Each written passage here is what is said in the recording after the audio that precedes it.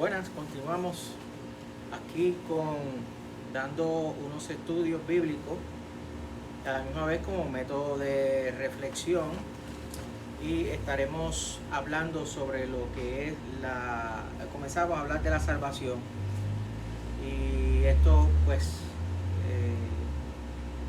teológicamente hablando es una clase de soteriología. La soteriología. Y usted dirá ¿qué es esa? ¿Qué es eso? Bueno, pues prácticamente es la doctrina referente a la salvación y al estudio de la religión cristiana, pero lo queremos trabajar porque las personas están orientando en las predicaciones sobre lo que es la salvación, pero el problema es que no se entiende a plenitud qué es la salvación, y eso pues debemos trabajarlo, porque lo que queremos concientizar es cómo trabaja la salvación, porque número uno, quiero tener la firmeza de lo que es la salvación. Han confundido lo que es la salvación y creer que la salvación es meramente algo que se le antojó a Dios y es algo que va y viene, como si el hombre disponiera, ¿verdad? Tuviese la disposición de hacer con esa salvación como lo que él quiere.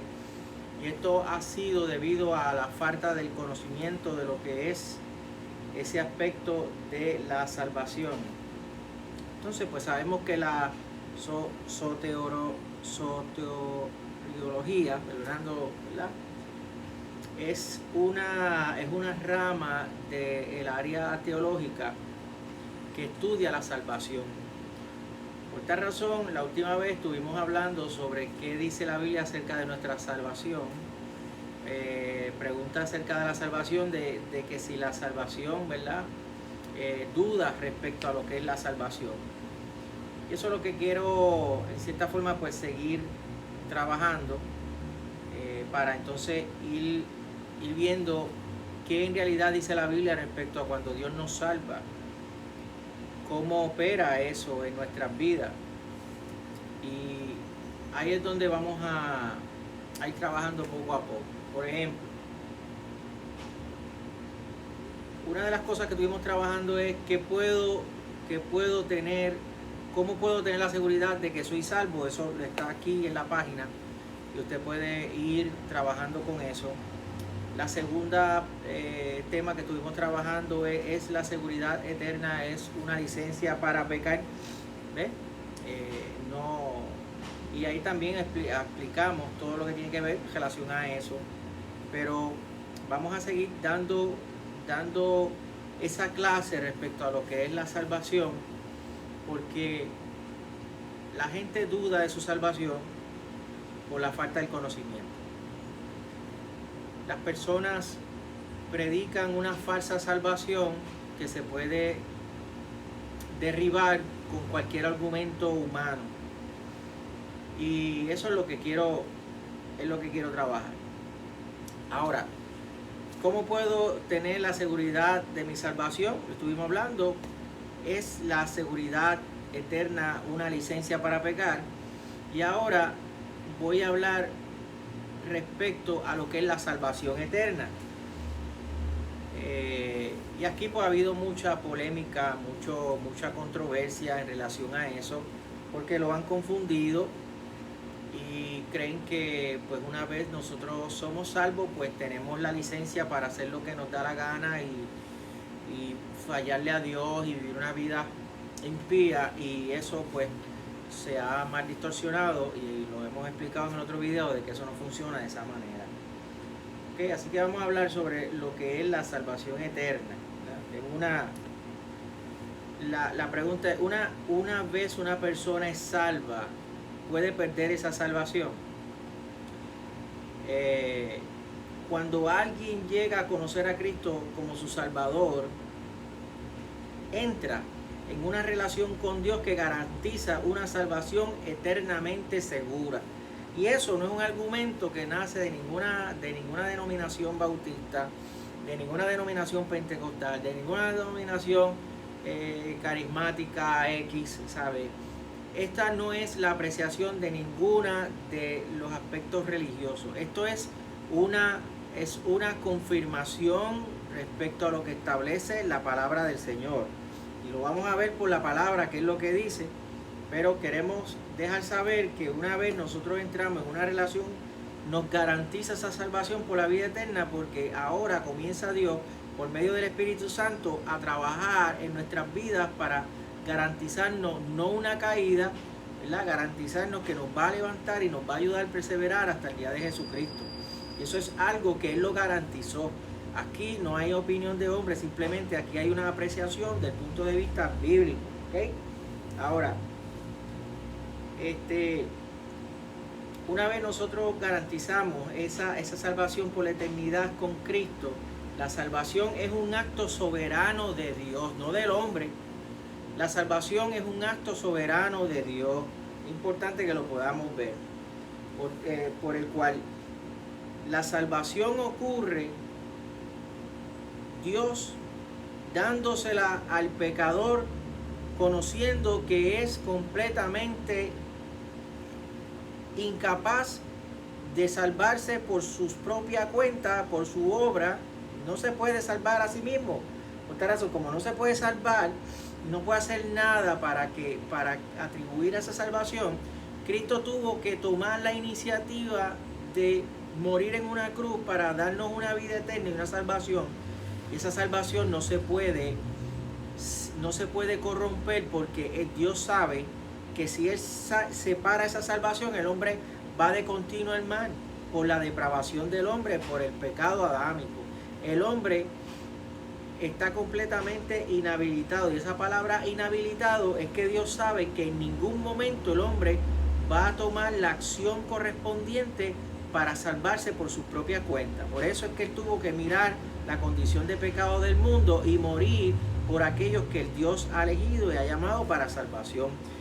Esto es una doctrina, es una enseñanza bíblica que con el tiempo se ha ido cambiando por el pensamiento distinto del hombre. Porque el hombre cree que nosotros estamos en un sistema, en un planeta, funcionamos de esta manera. Yo, para ganarme algo, yo tengo que, para obtener algo, yo tengo que ganármelo. Ese es el sistema de nuestra vida. Si yo quiero graduarme, pues tengo que estudiar. Si yo necesito un salario fuerte, pues yo necesito trabajar y hacer esto. Si yo necesito un buen empleo o tener una posición más alta en mi trabajo, pues yo tengo que esforzarme. Yo tengo que esforzarme para ganarme esa posición. El problema es que eso no aplica en el área de salvación. Porque el hombre, por más que trate de hacer lo más perfecto del mundo, jamás va a hallar lo compatible que necesita Dios para justificación. Para Dios vernos a nosotros justificados, lo único que tiene que ver Dios es lo que Cristo hizo por nosotros en la cruz, para que nosotros estemos justificados delante de Él. Y eso no es palabra de hombre, eso es palabra bíblica, es lo que dice la Biblia. Cuando vemos Juan capítulo 3 al 3 y Tito capítulo 3, 5, cuando la salvación ocurre, Dios da al pecador, perdonando su corazón, nos hace nacer de nuevo por medio del Espíritu Santo. Y lo vimos también en Ezequiel capítulo 36, 26. El Espíritu Santo hará que la persona salva camine en obediencia a la palabra de Dios. La misma palabra de Dios lo dice en Ezequiel Ezequiel 36, 26, y Santiago también lo habla en capítulo 26. Dice que el único que puede hacernos que nosotros caminemos en esa obediencia es la palabra de Dios y por medio de su Espíritu Santo. El hombre, como les dije, no tiene la facultad mental ni espiritual, ¿verdad?, para poder vivir a plenitud la palabra de Dios. Quien nos hace caminar por esa palabra es el Espíritu Santo. Por ende, si es Dios quien pone el querer como el hacer en su santa voluntad, entonces es Dios dirigiendo al hombre a caminar por su propósito y los hace caminar por lo que Dios tiene preparado para ellos. No es obra de hombre y no es nada que tenga que ver con esfuerzo humano. Numerosos pasajes de las Escrituras declaran el hecho de que como es el acto de Dios. La salvación está segura, no porque el hombre lo dice, porque la palabra de Dios lo afirma. Ahora, ¿cuál es el problema? El problema es cuando yo no veo esto de acuerdo a lo que Él establece en su palabra. En Romanos capítulo 8:30 declara lo siguiente: y a los que predestinó, a estos también llamó. Y a los que llamó, a estos también justificó. Y a los que justificó, a estos también glorificó. Este versículo nos dice que desde el momento en que Dios nos escoge, ¿verdad?, es como si fuéramos glorificados en la presencia de Dios al instante con Cristo Jesús. Entonces dice, y a los que Él llamó. Ahora, mira la situación. El hombre no llama a Dios, el hombre no elige a Dios, el hombre no determina no determina elegir a Dios por su naturaleza, porque está completamente inhabilitado, como estábamos diciendo. Por tal razón, Dios tiene que salvar y llamar a los que Él va a elegir. Ok. La Biblia especifica, no solamente cuando vemos en el libro de Romanos, capítulo 3, del 3 al 18. Mira lo importante, mira cómo David pudo aclarar este gran enigma de todos los hombres en cuestión de la conducta humana. Dice, Romanos capítulo 3, del 10 al 18. Dice, no hay justo, no hay ni uno, no hay quien entienda, no hay quien busque a Dios. Todos se desviaron, aún se hicieron inútiles.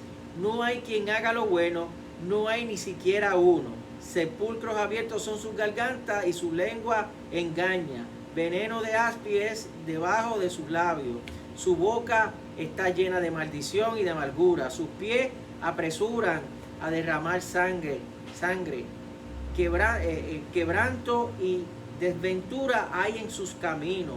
No conocieron el camino de la paz. No hay temor de Dios delante de sus ojos. Hermano, esto no es que David estaba, perdóname, cuando se escribe ese aspecto en Romanos, ¿verdad? No estamos hablando que esto se inventó porque era una hipérbole, era una exageración.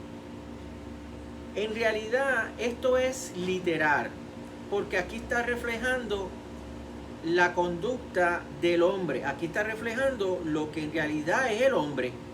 Dice la Biblia que no hay ni uno justo, no hay quien haga lo bueno, no hay quien entienda, no hay quien busque a Dios. Por tal razón, ¿qué es lo que hace Dios? Dios tiene que elegir cómo Dios los elige. Como dice aquí. Acá dice que a los que predestinó, a estos también llamó. A los que Dios va a salvar, Dios los llama. ¿Y los llama por medio de qué? De la predicación. Yo tendré misericordia del que quiera tener misericordia. Entonces vemos que el método que utiliza Dios es la predicación, para que por medio de esa predicación las personas puedan escuchar la voz de Dios por medio de la palabra de Dios. Y Dios va a poner fe en el corazón de esa persona para que esa persona, Dios cambie ese corazón. Entonces ahora esa persona va a ser susceptible, va a reaccionar a obedecer y oír y a convertirse a Dios. No por su intelecto, no es por su propia opinión, no es por sus propias decisiones, simplemente porque ese quien transformó para que esa vida pueda elegir y salvarse, lo hizo por medio del Espíritu Santo de Dios. No hay ninguna otra forma que el hombre pueda llegar a los pies de Cristo que no sea en la cual Él llama para salvación. Y a los que Él llama, Él predestina. La verdad, predestinación, prorizo es como decirlo en cierta forma, es una acción de antemano ya preparada. Entonces, a los que predestinó, a estos también llamó, y a los que llamó los justificó. No los va a justificar vamos a ver este término gramatical, ¿verdad? Tenemos que ver del punto de vista literario. La palabra justificó tiene el mismo concepto que conocemos todos nosotros en la tabla de español, y es que ya es un acto o un hecho. Dios llama, predestina, salva y justificó. Y por tal razón, una vez ya lo justifique, somos propiedades de Dios, y los que somos propiedades de Dios, más adelante te voy a decir que lo dice la Biblia, pero ya estamos sellados para vida eterna. Ese sello no lo puede romper nadie. No lo puede romper nadie. Lo justificó, y los que justificó a estos también glorificó, ya le dio la gloria. Nosotros vamos a ser imperfectos, vamos a cometer errores, vamos a estar en un proceso de transición, de crecimiento, pero ya ante los ojos de Dios nosotros ya estamos justificados, glorificados, y ya le pertenecemos en todo, en esencia, ya le pertenecemos al Señor. No hay nada que impida que el creyente sea glorificado hoy día, porque Dios ya lo ha propuesto en el cielo. Ya Dios lo propuso en el cielo, de que esa persona iba a ser salva por la eternidad. Una vez una persona es justificada, salvación, esta está garantizada, hermano, y está segura a lo que ya Dios determinó en su llamamiento. Es importante eso. Romanos capítulo 8, del 33 al 34, Pablo hace dos preguntas cruciales. Lo vimos, ese aspecto de lo que es romano. Importante que lo podamos ver ahorita para poder entender bien todo este aspecto. Mira lo que yo quiero llevarlo, y lo vamos a ver de nuevo por la palabra para poder seguir reafirmando que esto no fue que el hombre se inventó este método. El hombre comenzó a interpretar lo que en realidad quiere decir la palabra del Señor. Mira, Romanos 8:33. Buscar algo aquí rápido. Romanos, ¿verdad?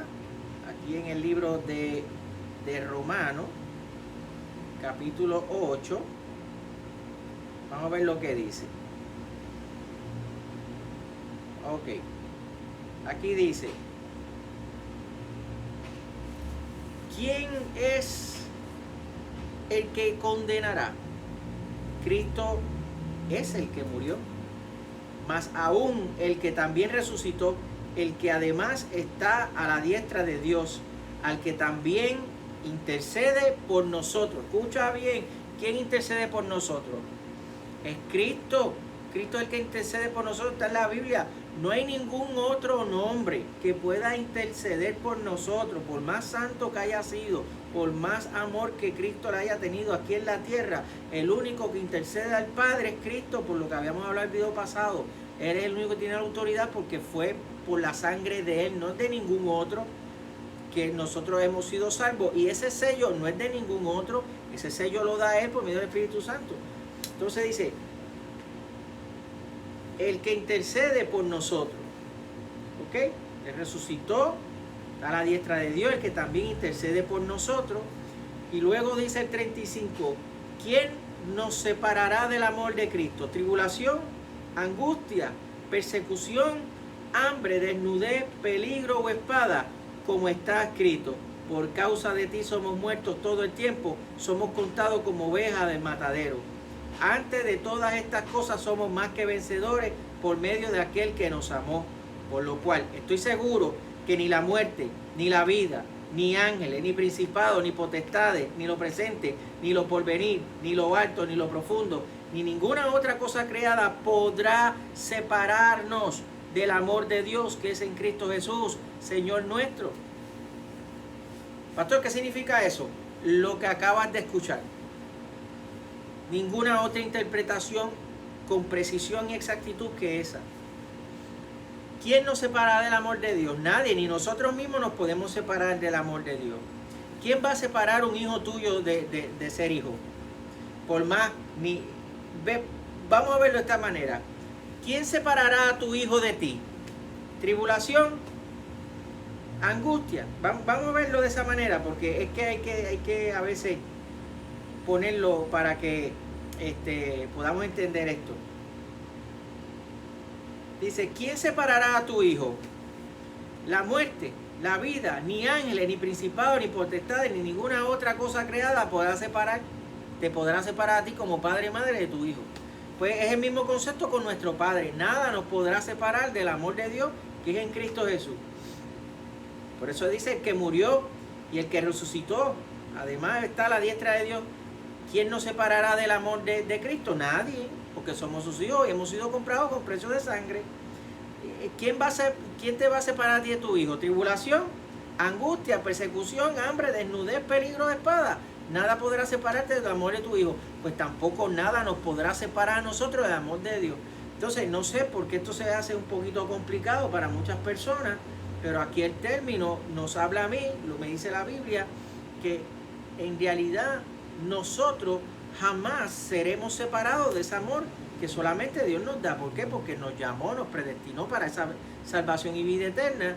Y luego pues nosotros vamos en esta clase de soteriología, lo vamos a estar viendo, que estos textos que se han confundido y que nos han dicho que si no velo mi salvación con temor y temblor, yo pierdo mi salvación, pero en esa salvación no está hablando de vida eterna y lo vamos a escudriñar.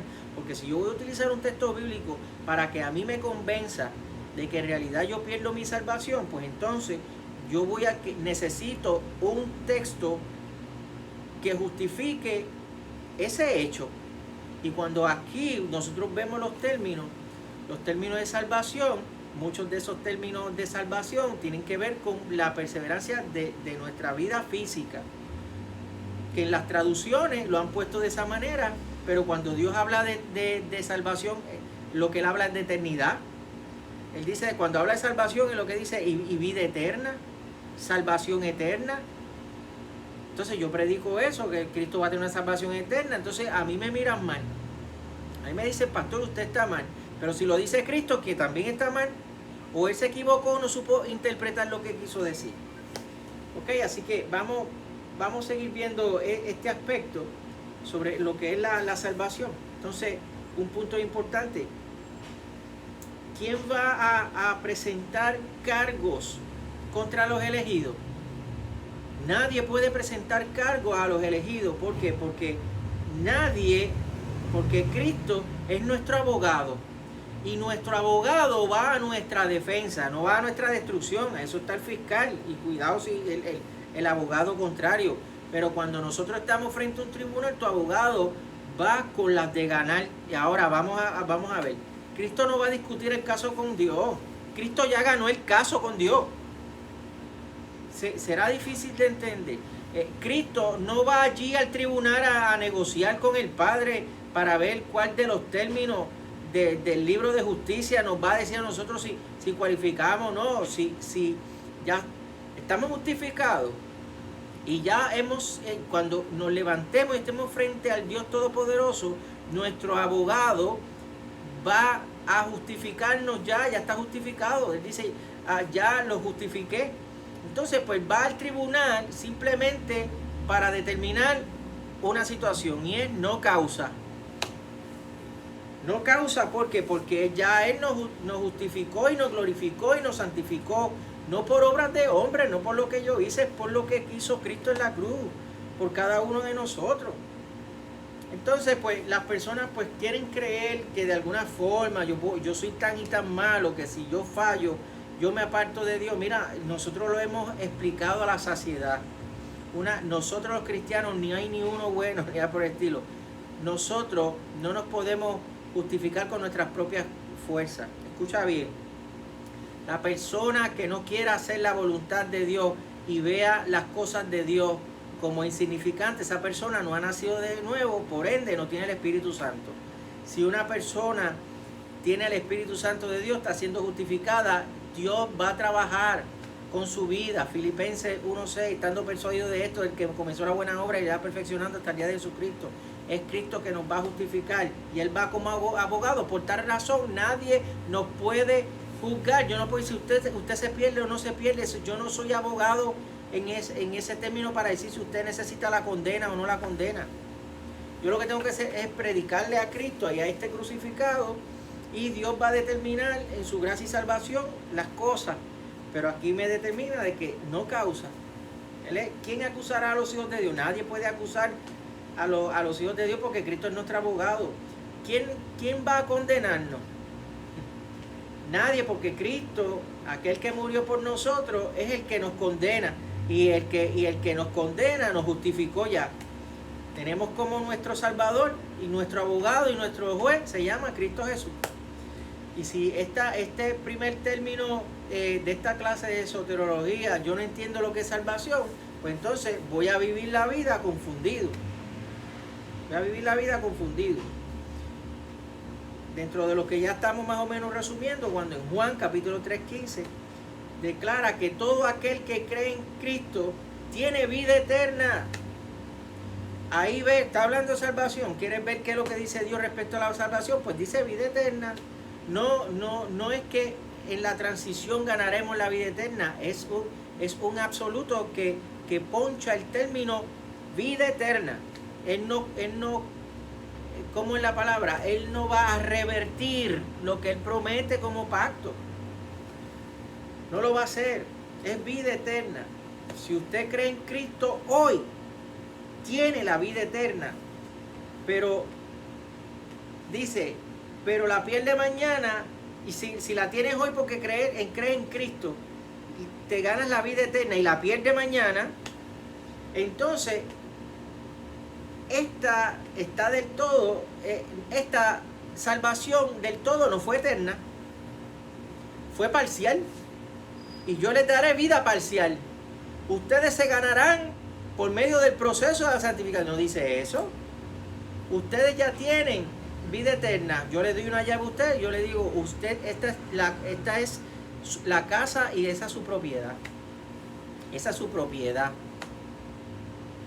Entonces yo no puedo mañana, le regalo la llave de su casa, usted se muda a su casa y a los 2 días yo no puedo estar tocando la puerta de su casa, que se salga, porque usted no se ganó esa casa, porque es que no es así. Es que no, eso no es la Biblia, no es lo que enseña. La Biblia enseña que lo que Dios da por gracia la recibimos, y es eterno lo que Dios nos regala. No es condicional. Dios no nos ama si nosotros lo amamos. Eso es un disparate, hermano, como el término puertorriqueño podemos decir. Porque la Biblia me enseña otra cosa, me dice, porque vosotros no me eligieron a mí, sino que yo los elegí a vosotros. Eso es lo que dice la Biblia. ¿Por qué yo amo a Dios? Porque Dios me amó a mí primero. Es que la matemática está mal. Es que todo es de lo que yo hago, Dios hace. Si yo hago esto, Cristo se mueve. Si yo hago esto, Cristo se calla. Si yo hago esto, no. Es que si Dios vive, yo vivo. Si Dios me perdona, yo soy salvo por fe. Si Dios me reconcilia con el Padre, no hay condenación en mi vida. Es que se invierte la cosa, no trabaja como nosotros trabajamos en el ámbito secular. El evangelio no es de esa manera.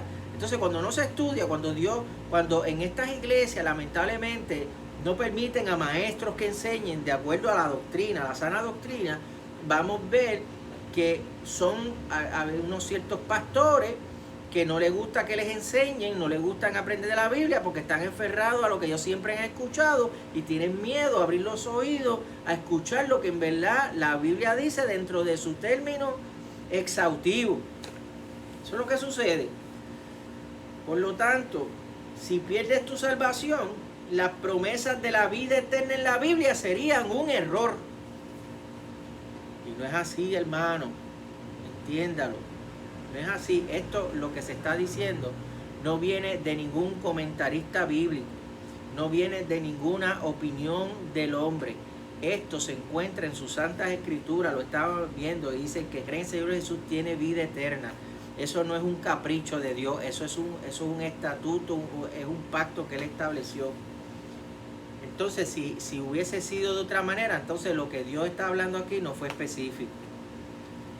Pienso en el argumento más decisivo. Se encuentra en las escrituras mismas.